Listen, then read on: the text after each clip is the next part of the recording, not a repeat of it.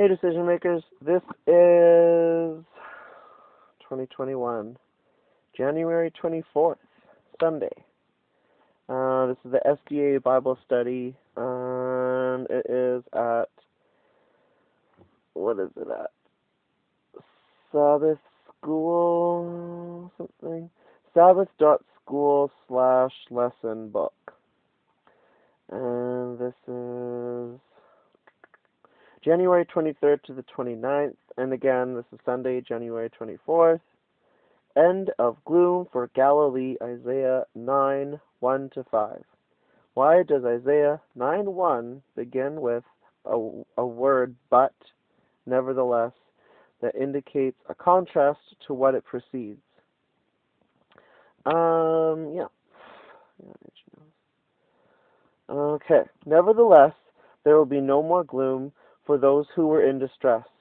In the past, he humbled the land of Zebulun and the land of Naphtali, but in the future, he will honor Galilee of the nations by the way of the sea beyond the Jordan. The people walking in darkness have seen a great light. On those living in the land of deep darkness, a light has dawned. You have enlarged the nation and increased their joy. They rejoice before you as people rejoice at the harvest, as warriors rejoice when dividing the plunder. For as in the day of Midian's defeat, you have shattered the yoke that burdens them, the bar across their shoulders, the rod of their oppressor. Every warrior's boot used in battle and every garment rolled in blood will be destined for burning, will be fuel for the fire. So, I think a hair going on. Anyway, why does Isaiah 9:1 begin with a word, but, nevertheless, that indicates a contrast to what precedes it? And what I got is to explain clearly the change from what it was. Okay, whom does God use to deliver his people?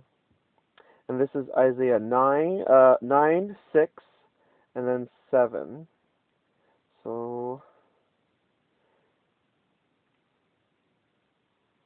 for to us a child is born, to us a son is given, and the government will be on his shoulders, and he will be called Wonderful Counselor, Mighty God, Everlasting Father, Prince of Peace.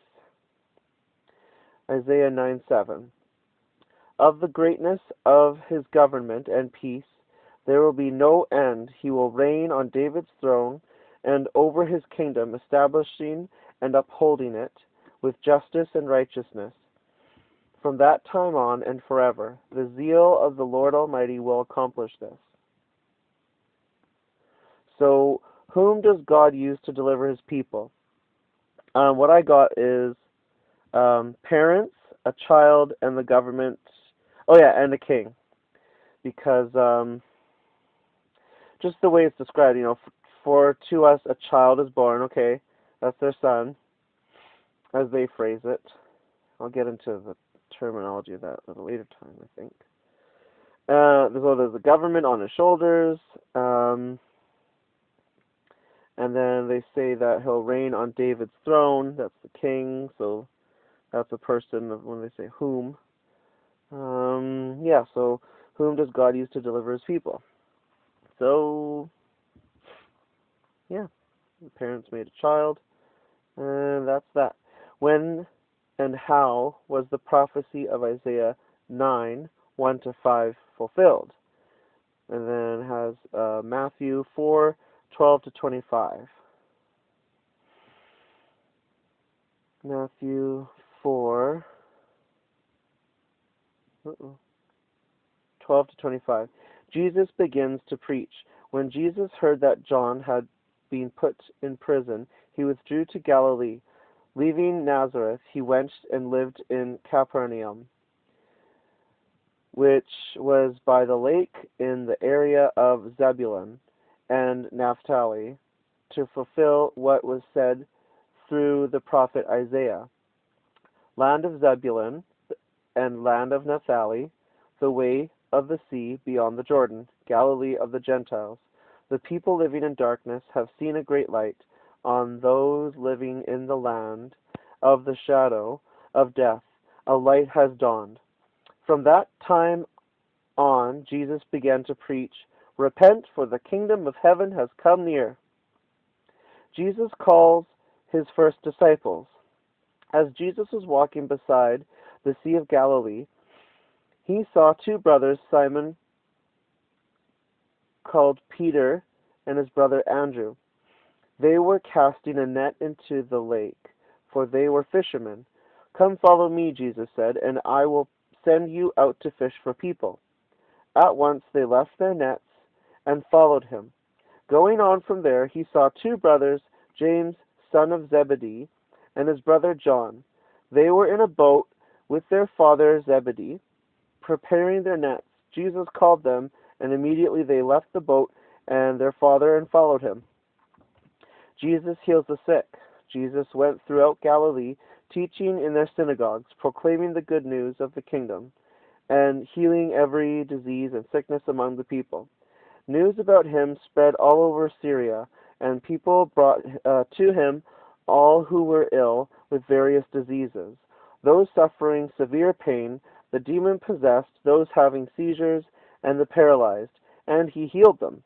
Large crowds from Galilee, the Decapolis, Jerusalem, Judea, and the region across the Jordan followed him.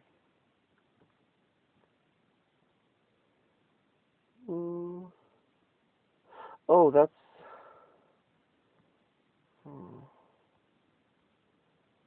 Okay.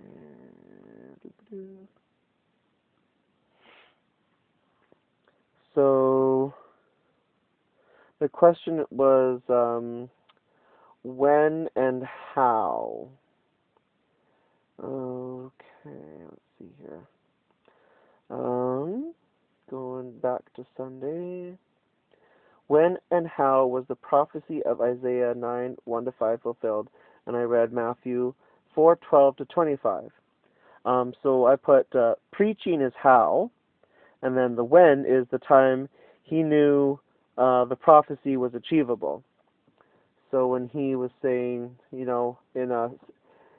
Matthew 4:17, from that time on, Jesus began to preach. So that was the time. And that is that situation. And then this here has, if someone were to ask you, what has Jesus delivered you from? What would you answer? What personal testimony can you give regarding the power of Christ in your life? For me, I put, Jesus delivered me from avarice via humility. The power of Christ in my life gave me choice. So that's Sunday. Bye.